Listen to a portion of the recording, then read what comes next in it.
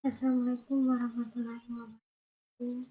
Saya Sinta Putri Salmon, NIM B11909. Ingin menjelaskan tentang apa itu quality control. Quality control atau pengendalian mutu adalah proses melakukan tindakan secara teknis untuk memenuhi persyaratan yang ada. Pemantapan mutu lab kesehatan atau lab medik. Semua kegiatan yang ditujukan untuk menjamin ketelitian dan ketepatan hasil pemeriksaan laboratorium. Pemantapan mutu internal lebih ditujukan pada kondisi internal laboratorium, ketelitian dan mutunya, sedangkan pemantapan mutu eksternal lebih ditujukan pada ketepatan dan perbandingan hasil dengan laboratorium lain. Pemantapan mutu internal. Pemantapan mutu internal itu terdiri atas 3, yaitu pra-analitik, analitik, dan pasca-analitik. Pemantapan mutu internal adalah suatu sistem dalam arti luas yang mencakup tanggung jawab dalam memantapkan semua kegiatan yang berkaitan dengan pemeriksaan untuk mencegah dan mendeteksi adanya suatu kesalahan serta memperbaikinya. Menurut definisi GLP tahun 2008, pemantapan mutu internal adalah kegiatan pencegahan dan pengawasan yang dilaksanakan oleh masing-masing laboratorium, serta secara terus-menerus agar diperoleh hasil pemeriksaan yang tepat. Tujuan pemantapan mutu internal. Tujuan pemantapan mutu internal itu terdiri atas 5, yaitu pertama, pemantapan mutu dan pemantapan dan penyempurnaan metode pemeriksaan dengan telah mempertimbangkan aspek analitik dan klinis. Yang kedua, yaitu mempertinggi kesiagaan tenaga, sehingga pengeluaran hasil yang salah tidak terjadi dan perbaikan kesalahan dapat dilakukan segera. Memastikan bahwa semua proses mulai dari persiapan pasien, pengambilan, pengiriman, penyimpanan, dan pengelolaan spesimen sampai dengan pencatatan dan pelaporan telah dilakukan dengan benar. Yang keempat yaitu mendeteksi kesalahan dan mengetahui sumbernya. Yang kelima, membantu perbaikan pelayanan penderita melalui peningkatan mutu pemeriksaan laboratorium. Kegiatan pemantapan mutu internal yaitu 1. Persiapan pasien. Persiapan pasien yaitu apabila ada persiapan khusus kepada pasien seperti melakukan puasa untuk pemeriksaan yang memerlukan puasa seperti glukosa puasa, itu pasien dianjurkan untuk berpuasa terlebih dahulu. Yang kedua yaitu pengambilan sampel dan pengolahan spesimen. Yang ketiga, kalibrasi peralatan. Yang keempat, uji kualitas air yang digunakan sebagai pelarut dan minyak. Misalnya ada sesuatu air yang digunakan untuk pelarut seperti Aquades dan Aquabides. Itu harus diuji kualitasnya dulu apakah masih bagus dan layak dipakai atau tidak. Uji kualitas reagensia. Uji kualitas media apabila memerlukan media. Dan ketujuh, pemeliharaan strain kuman. 8. Uji kualitas antigen dan antibodi. 9. Uji ketelitian dan ketepatan. Dan yang ke-10 yaitu pencatatan dan pelaporan. Pencatatan dan pelaporan yaitu untuk memastikan catatan yang hasil yang diperoleh sudah betul dengan sampel atau tidak. Seperti jangan sampai nilai hasil untuk glukosa ditaruh di hasil kolesterol, dan kolesterol ditaruh di glukosa. Pemantapan mutu eksternal. Pemantapan mutu eksternal yaitu kegiatan periodik yang dilaksanakan oleh keluhan untuk dapat menilai ketepatan hasil pemeriksaan suatu laboratorium dan membandingkan dengan laboratorium lain yang mempunyai metode pemeriksaan yang sama maupun berbeda. Pemantapan mutu eksternal merupakan suatu cara untuk memantau ketepatan hasil pemeriksaan yang dilakukan oleh suatu laboratorium dengan cara membandingkan terhadap hasil pemeriksaan laboratorium lain atau terhadap nilai target laboratorium rujukan. Jadi pemantapan antara laboratorium satu dengan yang satunya itu harus sama. Kesalahan analisa di laboratorium. Nah, kesalahan analisa di laboratorium itu terdapat atas dua, yaitu ada kesalahan teknik. Kesalahan teknik yaitu kesalahan acak atau random error, dan kesalahan sistematik atau systematic error. Dan yang kedua yaitu kesalahan non-teknik. Kesalahan non-teknik ini kesalahan pengambilan sampel atau sampling error.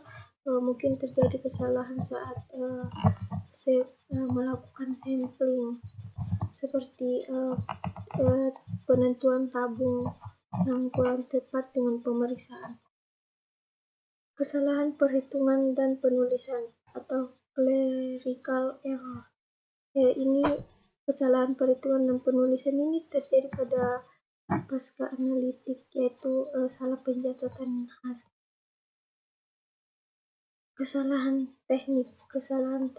Sifat kesalahan di sini sudah melekat, selalu ada pada setiap pemeriksaan dan seakan-akan tidak mungkin dapat dihindarkan. Usaha perbaikan jenis kesalahan ini hanya dapat memperkecil kesalahan, tetapi tidak mungkin menghilangkannya sama sekali.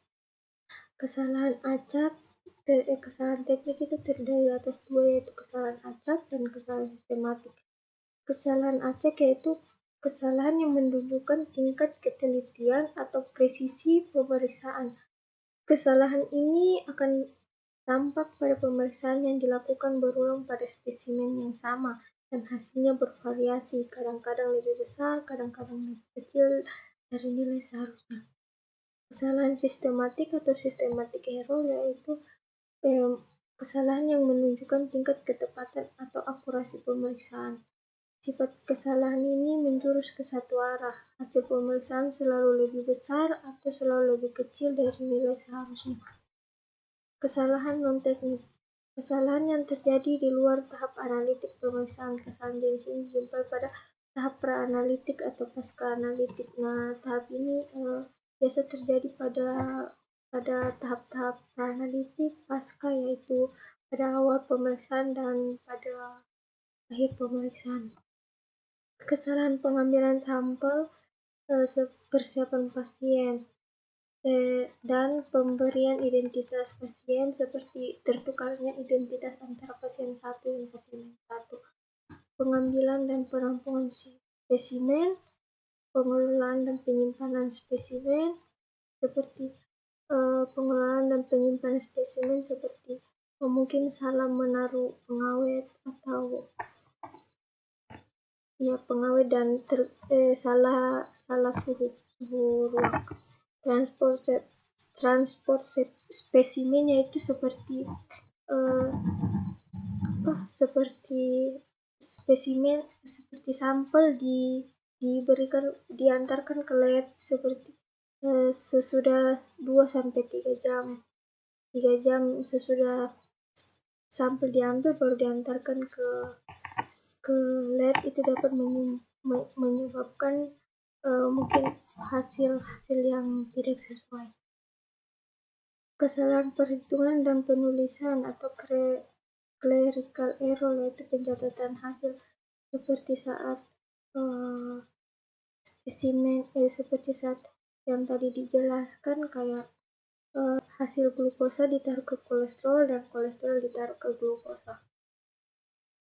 Pemeriksaan lebih mudah dilihat ketidaktelitian atau impresisi daripada ketelitian atau presisi.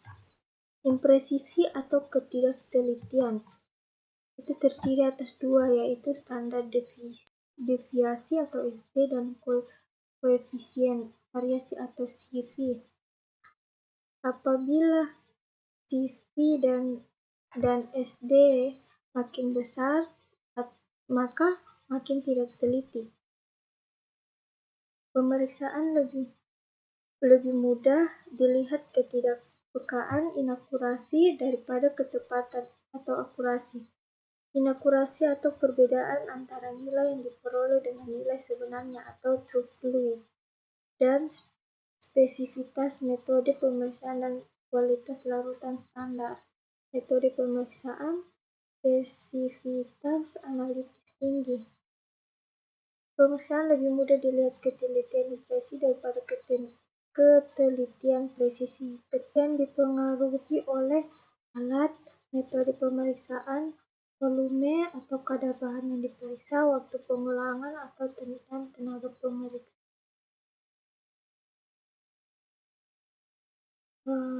Berikut terdapat video yang mungkin bersangkutan dengan pemeriksaan quality control ini. Nah, yang ini adalah menginput sesuai dengan sesuai dengan alat.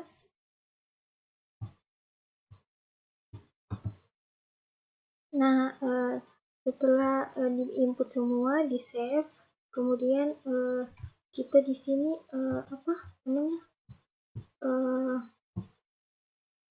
kita akan melakukan pemeriksaan quality control, yaitu awalnya kan QC atau quality control dari dalam kulkas itu kan harus dihomogenkan dulu dan disimpan dalam suhu ruangan. Kemudian dihomogenkannya harus sebanyak 10 kali untuk memastikan bahwa di bawah situ tidak ada lagi gumpalan-gumpalan.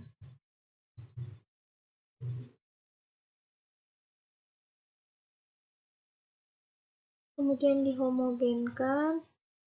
Setelah dihomogenkan sampai 10 kali dan sudah memastikan tidak ada gumpalan-gumpalan,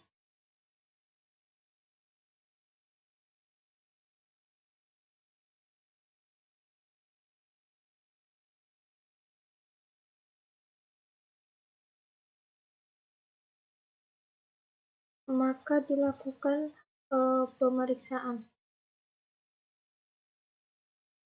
dengan memasukkan kontrol, kemudian setelah dihisap dan ditunggu.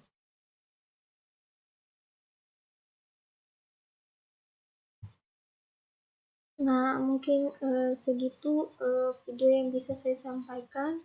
Kurang dan lebihnya mohon dimaafkan. Assalamualaikum warahmatullahi wabarakatuh.